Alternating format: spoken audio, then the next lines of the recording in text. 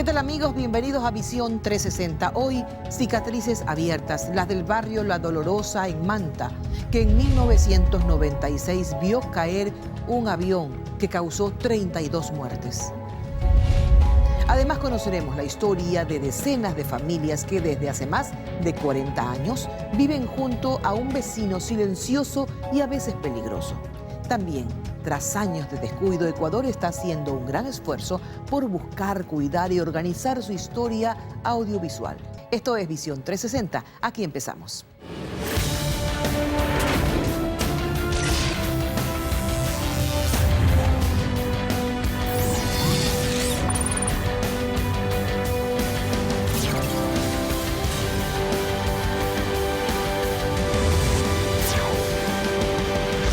Visión 360.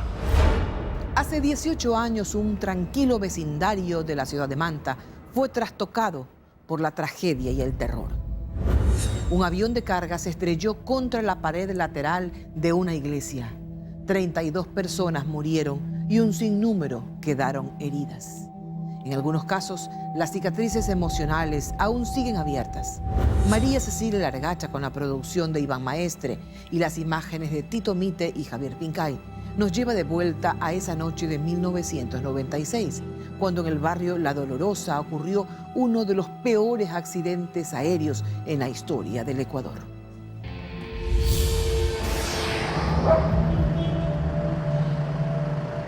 Ya no quedan huellas físicas. Quien camine hoy por este céntrico barrio de Manta no tiene forma de dibujar en su mente el horror que ese día recorrió estas calles. La angustia que en ese mes de octubre golpeó directamente contra los vecinos. Las vidas que hace 18 años terminaron aquí.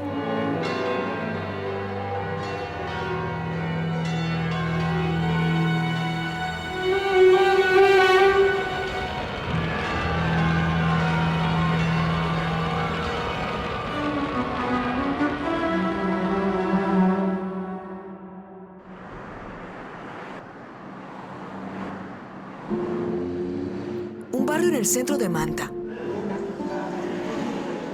Un barrio tranquilo de gente trabajadora que gira alrededor de su iglesia y de un hecho que lo cambió para siempre.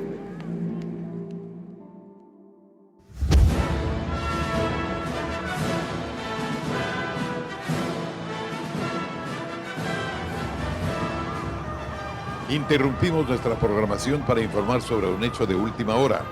Un avión de carga cayó hace pocos minutos sobre el barrio La Dolorosa de la ciudad de Manta. La aeronave de la compañía Million Air se desplomó por causas desconocidas y a esta hora los equipos de rescate trabajan sin descanso en la búsqueda de víctimas, número hasta ahora desconocido. Lo que sí podemos decir con seguridad es que decenas de personas han perdido la vida.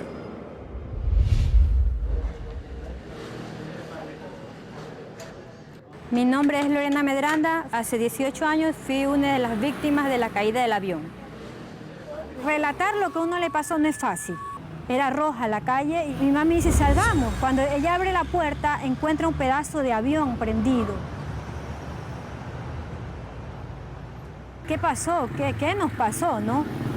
Entonces vimos que había muchas flores, había pescado, regado, todo, ¿no? Me fui, pasé por el parque y vi como unos 30 y pico de muertos. Eran calcinados, eran chiquitos como... Era algo tremendo, era un terror.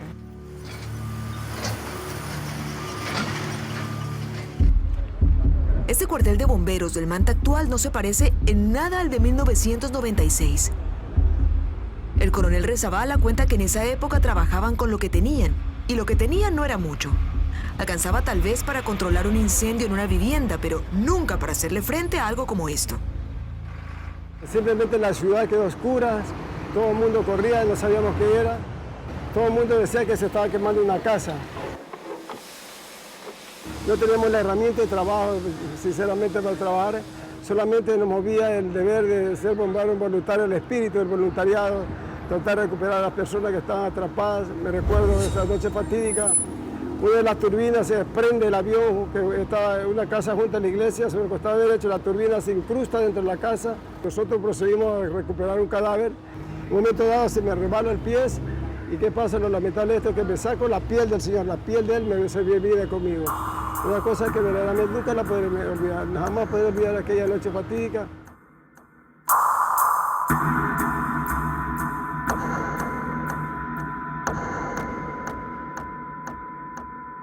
Las personas que estaban sufriendo el momento buscan en las autoridades una respuesta inmediata, pero nosotros descubrimos esa noche que no estábamos preparados para un evento de esa naturaleza.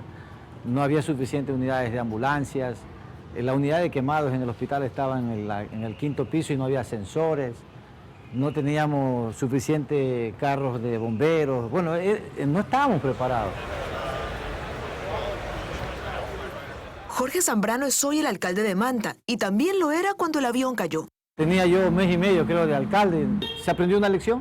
Los mantenses de alguna manera nos hizo reflexionar sobre esa tragedia y a partir de ese momento las autoridades de todos los niveles nos empezamos a preocupar por equipar mejor a la ciudad y para estar preparados para eventos de esa magnitud. La noche del accidente el cielo estaba completamente despejado. Eran ya cerca de las 11 de la noche cuando el Boeing 707 despegó cargado de productos de exportación, atún y flores. 3 tripulantes iban a bordo, el piloto, el copiloto y el ingeniero de vuelo. Y hay testigos que afirman que casi desde el primer momento algo andaba mal. El avión comenzó a fallar a la altura de las vías del seguro.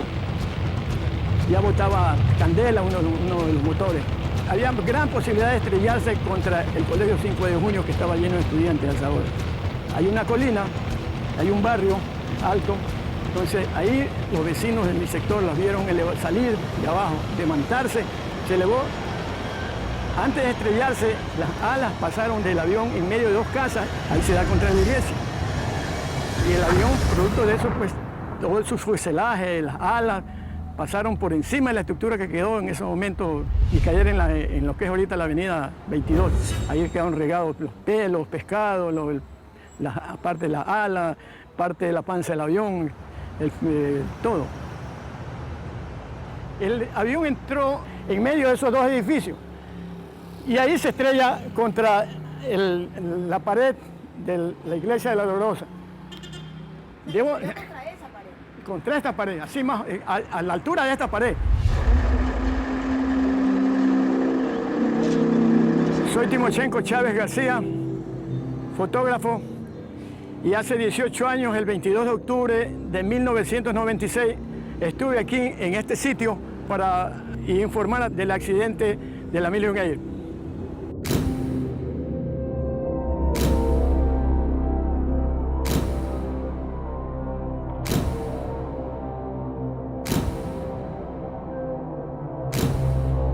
Acostumbrado a contar historias y a congelarlas con su cámara, estuvo en el sitio de la tragedia a los pocos minutos de que esto ocurriera. Cuando amaneció, él seguía tomando fotos y aun cuando los años pasaron y las heridas comenzaron a cicatrizar, no dejó de interesarse por las historias con las que se cruzó aquella noche. Historias como la de la mujer que gritaba desesperada desde la ventana de una de las casas en llamas. Tenía a su bebé de 10 días de nacido en brazos y rogaba porque alguien salvara al pequeño. Al final, la mujer tomó la que debe haber sido la decisión más difícil de su vida. Y quien lo lanzó, desde luego, fue la mamá. De un 3er piso. ¿Para salvarlo? Para salvarlo. Pero lo lanzó y lo recibió en los brazos un basquetbolista que estuvo esa noche en el Coliseo Leopoldo Pinar Corte, un norteamericano. Cuando ella lo lanza, él como cuando se baja una pelota de fútbol, ella hace este movimiento y lo amortigua y lo salva. Y por eso este niño lleva el nombre de Eric. Eric es el nombre del norteamericano. Yo soy Eric y soy el bebé que hace 18 años lanzaron por la ventana.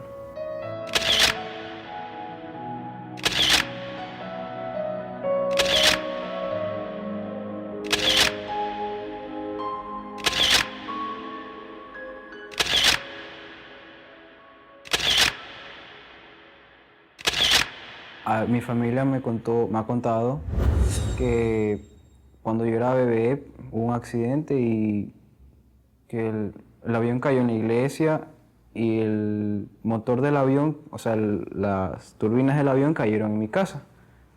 Y mis hermanos fallecieron dormidos. Y mi mamá me cogió y me lanzó por el balcón. Mi mamá le doy las gracias. Yo amo mucho a mi mamá. Lo del accidente son cosas de la vida que pasan, pero lo que más me importó fue que mi mamá haya tomado esa decisión de salvarme la vida a mí. Y yo, bueno, amo a mi mamá. Su madre alcanzó a bajar por las escaleras y a salir de la casa en llamas, pero sus heridas eran muy graves y falleció a los pocos días. Los dos hermanitos de 6 y 10 años también murieron en la tragedia. El padre estaba trabajando cuando cayó el avión y por ende sobrevivió. Eric está ahora a punto de graduarse del colegio y piensa estudiar arquitectura. Es un joven normal que quiere disfrutar su vida a la que considera una segunda oportunidad.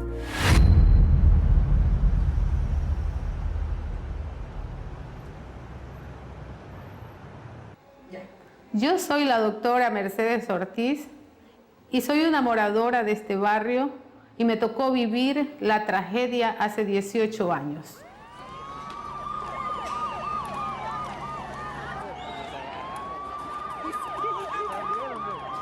Por mi profesión, aquella noche yo estuve de guardia en el hospital y sufrí y sentí el dolor de ver a las personas que fallecieron aquella noche y aquellas personas que sufrieron esas quemaduras tan tremendas. Mi gente de mi barrio, y ver en el hospital cómo iba llegando mis vecinos, cómo iba llegando el uno, cómo iba llegando, que me decía alguien, ayúdame, yo soy tal persona, y pensar que no la podía reconocer porque estaban quemados pues desde la cabeza hasta el último dedo del pie. Puedo decir sinceramente que todo el dinero que se recibió no compensa el dolor de aquellas personas. Cuando habla de dinero se refiere a las indemnizaciones que la compañía aseguradora y la empresa Millionaire, dueña del avión accidentado, pagaron a los afectados. El centro médico donde hicimos esa entrevista, por ejemplo, fue construido con ese dinero, aunque 18 años después ya son pocos los que se encargan del mantenimiento, o de los equipos, o de los pacientes. El mantenimiento cuesta. ¿Cuántos médicos hay aquí? Solo yo. Y todavía sigue habiendo personas con secuelas, y pienso que la cuestión debería de seguir, o sea, la ayuda de parte de la aseguradora, porque hay personas que han fallecido, hay muchas personas que han fallecido de cáncer en nuestro barrio, y necesitamos hacer un estudio, pienso, se debe de hacer un estudio, tenemos que pensar en las consecuencias a largo plazo, y una de estas podrían ser las enfermedades de este tipo. Hubieron algunas personas que probablemente no fueron parte, digamos, del trauma del accidente y a lo mejor aprovecharon algunos para beneficiarse con algún tipo de indemnización. Pero también hubo injusticia, ¿no? Algunas personas del sector probablemente no recibieron la indemnización que por su afectación tanto psicológica o material debieron haber recibido. Las indemnizaciones fluctuaron entre miles hasta millones de dólares, y no solo las personas fueron indemnizadas, también las instituciones, la arquidiócesis y hasta la ciudad. La arquidiócesis recibió alrededor de $1,5 millones, entiendo, y se reconstruyó la iglesia. Nosotros recibimos como indemnización $4,200,000. Que para la época tampoco era una gran cantidad de dinero porque teníamos tanta necesidad. Y aunque no lo crea, el capítulo de las indemnizaciones aún no está cerrado. Todavía queda una por pagar. Cada cadáver era retirado por sus familiares o llevados a la morgue. De repente, un cuerpo más de una niña entre 9 y 10 años fue recogido en la calle. Y luego esta niña fue sepultada en una tumba anónima en el cementerio general. Nunca se ha determinado hasta hoy este misterio, porque era un cuerpo humano, era una persona, era una niña. Como no hubo quien reclame, la compañía aseguradora establecida en Miami, determinó que el valor resultante para quien aparezca como familiar, que creo que es como $250.000, se dejó por un plazo de 25 años. El plazo termina en el 2021. A lo largo de estos años son muchas las personas que han intentado reclamar ese dinero, pero hasta ahora nadie ha podido demostrar realmente ser familiar de la pequeña niña. El abogado también nos revela que sus colegas norteamericanos tuvieron acceso a las grabaciones de la caja negra del avión. Se determinó que la causa del accidente fue falla mecánica y que los pilotos trataron desesperadamente de no caer en una zona poblada. Los pilotos en su desesperación, pues viendo que la turbina del lado derecho dejó de funcionar, gritaban entre ellos que se le dé potencia, que hagan manualmente, y que al darse cuenta que no se elevaba el avión suficiente y que estaban sobre la ciudad, uno de ellos gritaba con desesperación: al mar, al mar. El mar estaba apenas a 1 kilómetro de distancia. Esa noche, la de la tragedia, 32 personas murieron. Cerca de 100 quedaron heridas. Los damnificados fueron miles y la empresa de aviación Million Air se fue a la quiebra.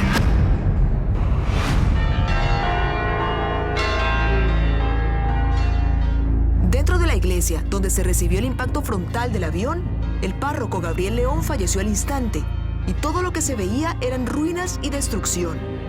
Todo, a excepción de la Virgen la Dolorosa, que increíblemente quedó en pie después del impacto. Los fieles la limpiaron, la cuidaron mientras la iglesia era reconstruida y luego volvieron a ponerla en su sitio, en su altar, al aire libre, mirando hacia el barrio sobreviviente que, como ella, aún sigue en pie.